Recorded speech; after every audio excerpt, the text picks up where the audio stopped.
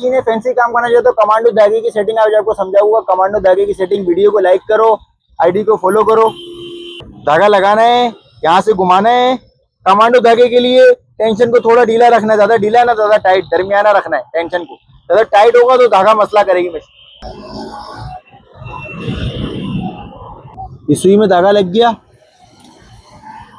ये कमांडो धागा रंग बिरंगी होता है, टेंशन को थोड़ा टाइट चलाएं, सिलाई को लंबा रखिए, बड़ा रखें। और कमांडो धागा जो है उसमें बच्चों के कपड़े सिलाई करें बेहतरीन खूबसूरत अंदाज में। ये देखिए आप, बेहतरीन खूबसूरत सिलाई होगी, बेहतरीन खूबसूरत स्टिचिंग होगी। ये देखिए आप, जब इसमें आपकी बच्चियों के कपड़े सिएंगे, पट्टियां वगैरह बनाएंगे, बहुत खूबसूरत लुक आएगा इसका। ये देखिए आप,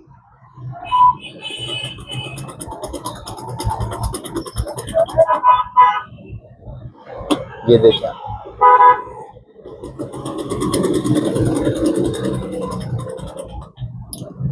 ये देखिए आप,